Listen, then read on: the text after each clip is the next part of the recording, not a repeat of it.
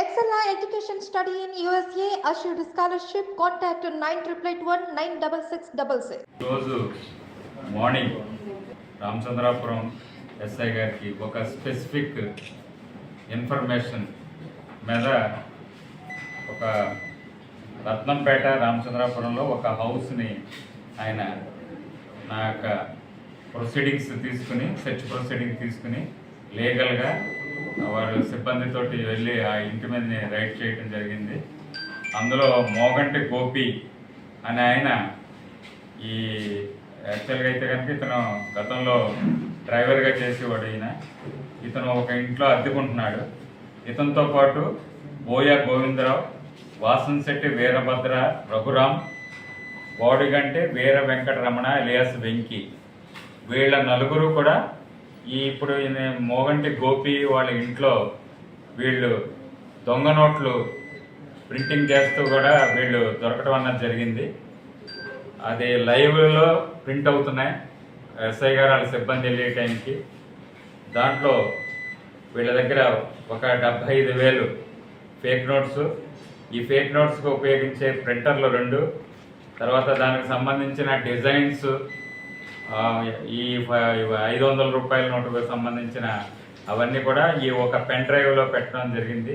అదేవిధంగా ఒక ల్యాప్టాప్, అలాగే ఈ దొంగ నోట్లు తయారు చేయడానికి 500 నోట్స్ సంబంధించిన పేపర్ కటింగ్ మిషన్ని, అదేవిధంగా ఒక ఐరన్ బాక్స్ని, దీనికి సంబంధించిన A1 size papers, costly papers, మళ్ళీ ఈ ప్రింటర్స్కి దీనికి సంబంధించిన కనెక్టెడ్ కేబుల్స్, అదేవిధంగా ఈ 500 నోట్స్కి మధ్యలో మనకి ఇది సెక్యూరిటీ వాటర్ మార్క్ థ్రెడ్ ఉంటుంది. ఆ థ్రెడ్కి సంబంధించిన షీట్స్ కూడా ఒక 10 షీట్లు, ఇవన్నీ కూడా వీళ్ళ దగ్గర నుంచి స్వాధీనం పరుచుకుంటాం అన్నది జరిగింది. వీళ్ళ యొక్క కన్ఫెషన్ ప్రకారం అసలు ఏంటి, వీళ్ళు ఎందుకు ఇలాగా ఇంత ఆర్గనైజ్డ్గా చేస్తున్నారు, ఏంటి దీంట్లో ఎవరెవరికి ఏమేమి పాత్ర ఉందని చెప్పేసి కూలంకషంగా దర్యాప్తు చేస్తే దీంట్లో మోగంటి గోపి అన్న అతను ఇక్కడ మన రామచంద్రాపురం తాలూకా ఇతను గతంలో డ్రైవర్ కింద చేసేవాడు. ఇతనికి వాళ్ళ మదర్ ఎక్స్పైర్ అవడంతో వాళ్ళ ఫాదర్ రామచంద్రాపురం సంబంధించిన ఒక ఆవిడని పెళ్లి చేసుకోవడం జరిగింది. దాంతో బేసికల్గా ఇతను రామచంద్రాపురంలో రావటం, ఇతనికి ఈ కారుకు సంబంధించిన ఇది ఉండటం వల్ల ఈ కార్ మెకానిక్ అని అతను వాసంశెట్టి రఘురామ్ అని చెప్పేసి రామచంద్రాపురం సంబంధించిన అతను, తర్వాత దీనికి కారుకు సంబంధించిన ఈ వెల్డింగ్ పనులు చేసే అతను బొడుగంటి వీర వెంకటరాము ఎలియాస్ వెంకి, వీళ్ళందరూ పరిచయం అయింది. వీళ్ళందరికీ కూడా చల్లా నూకారెడ్డి అని చెప్పేసి విజయనగరం జిల్లాలో ఉంటాడు. ఇతనికి మీద గతంలో కేసులు కూడా ఉన్నాయి. ఏది ఈ దొంగ నోట్లకు సంబంధించిన కేసులు ఇతని మీద Parvathipuram town, Saluru town, Vijayawada city, అలాగే విజయవాడ రైల్వే పోలీస్ మీద వాళ్ళు ఇతని మీద ఈ కౌంటర్ఫీట్ కరెన్సీ తయారు చేయటం, అలాగే చలామణి చేయటానికి సంబంధించిన కేసులు ఇతని మీద నమోదై ఉన్నాయి. ఇతనికి ఈ మోగంటి గోపి మనకు ఎవరైతే ఉన్నారో ఇప్పుడు మనం చేసామో అతనికి పరిచయం అవటం, వీళ్ళందరూ కూడా ఈ కోవిడ్లో వీళ్ళకి ఉద్యోగాలు పోయటం, లేకపోతే కనుక ఇవన్నీ కొంచెం ఆర్థికంగా ఇబ్బందులు పడటంతో వీళ్ళు ఏదో విధంగా తక్కువ టైంలో ఈ డబ్బులు సంపాదించాలన్న ఉద్దేశంతో వీళ్ళు ఒక గ్రూప్ కింద ఫామ్ అయ్యి ఈ విధంగా వీళ్ళు దొంగ నోట్లు చలామణి చేస్తున్నారు. వీళ్ళకి ఎవరైతే అమాయకులు ఉన్నారో వాళ్ళందరినీ కూడా వీళ్ళు ఈ వల్నరబుల్ పర్సన్స్ని వీళ్ళని మాయ మాటలు చెప్పి వాళ్ళని ఆ పర్సన్ని ట్రాప్లో పెట్టడం, ఇంత అమౌంట్ కావాలంటే కనుక ఈ ఎవరైతే మనం చల్లా నూకారెడ్డి చెప్పామో ఇతను అక్కడి నుంచి విజయనగరం నుంచి ఈ డబ్లింగ్ కరెన్సీ డబ్బులు పంపిస్తారన్నమాట. ఇతనికి ఎలా ఉందంటే కనుక మేసాల అప్పలరాజు అని చెప్పేసి ఇతను కూడా విజయనగరం జిల్లా, ఇతను అసోసియేటు, ఇతను గతంలో ప్రింటింగ్ ప్రెస్లో పనిచేశాడు. ఆ అనుభవంతో ఈ డిజైన్ చేయటం, ఈ 500 నోట్స్ని ఏ విధంగా చేయాలన్నది ఈ ప్రెస్ బ్యాక్గ్రౌండ్ ఉండటంతో పాటు ఇతనికి సహాయకంగా ఉంటారు. వీళ్ళు అక్కడ తయారు చేసి ఇక్కడికి పంపిస్తారు మన దగ్గరికి. మన వాళ్ళు ఇక్కడ దీన్ని తక్కువ అమౌంట్ ఉంటే కనుక ఈ విధంగా జరుగుతుంది.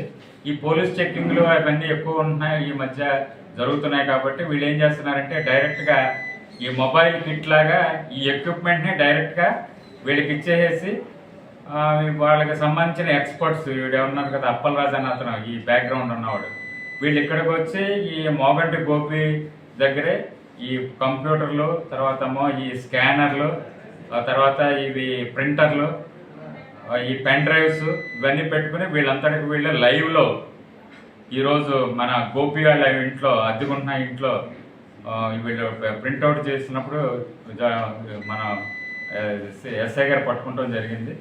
తర్వాత తీసుకున్న తర్వాత ఇవన్నీ పోలీస్ స్టేషన్ తీసుకొచ్చారు. దీని మీద ఒక కేసు రిజిస్టర్ అయింది. తర్వాత ఈ కౌంటర్ ఫీట్ కరెన్సీకి ఇన్వెస్టిగేషన్ ఆఫీసర్గా మన రామచంద్రాపురం సిఐ గారు ఇంకా డీటెయిల్గా ఎంక్వైరీ చేసి వీళ్ళ అసలు ఏంటి, వీళ్ళ బ్యాక్గ్రౌండ్ ఏంటి అంటే కనుక ఇంకా లోతుల్లో పరిశీలిస్తే ఈ రఘురామ్ అనే అతని మీద గతంలో కూడా ఈ కేసులు అయ్యి ఉన్నాయి. అదేవిధంగా ఈ వీర వెంకటరమణ ఎలియాస్ వెంకీ ఎవరైతే ఈ వెల్డింగ్ పని చేసేవాడో గతంలో చేసిన అతని మీద కూడా ఇతనికి ఏజెన్సీలో వడ్డాది మోడగుల పోలీస్ స్టేషన్లో కానీ విశాఖపట్నం జిల్లా, అలాగే జగద్గురుకోట పోలీస్ స్టేషన్ హైదరాబాద్లో కూడా ఇతని మీద గంజాయి కేసులు ఉన్నాయి.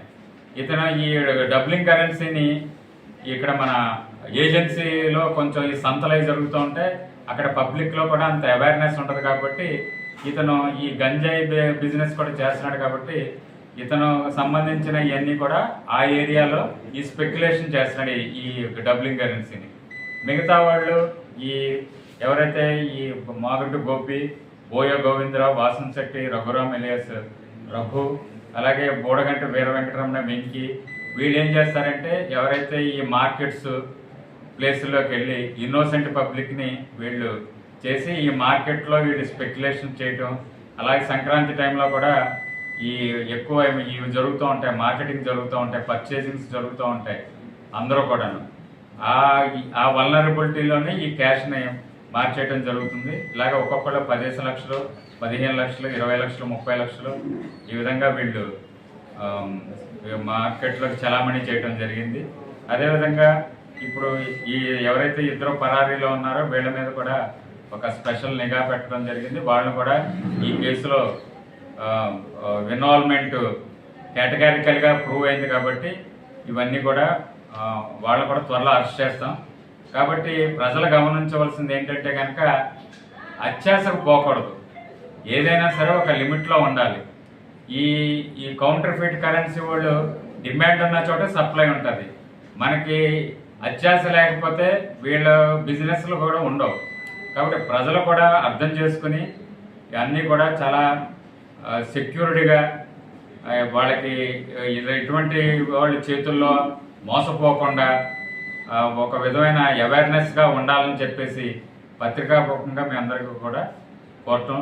అదేవిధంగా ఈ కేసు దర్యాప్తులో మాకు మా ఎస్పీ గారు, కోనసీమ ఎస్పీ గారు శ్రీ ఎస్ శ్రీధర్ గారు ఆధ్వర్యంలో, తర్వాత మా అడిషనల్ ఎస్పీ ఖాదర్ బాషా గారి పర్యవేక్షణలో ఇవంతా కూడా చాలా మైన్యూట్గా టెక్నికల్గా దీన్ని కోర్ట్ ఆఫ్ లాలో మళ్ళీ వాళ్ళందరికీ కూడా శిక్షలు పడేటట్టుగా ఎవరైతే ఇటువంటి వాళ్ళు మరోసారి చేయకుండా వాళ్ళ మీద ఆఫీసర్ల దృష్టిలో పెట్టి షీట్లు కూడా ఓపెన్ చేస్తామని చెప్పేసి ఈ సభాపూర్వకంగా మీ అందరికీ కూడా మీడియా వాళ్ళందరికీ కూడా తెలియపరుస్తాం.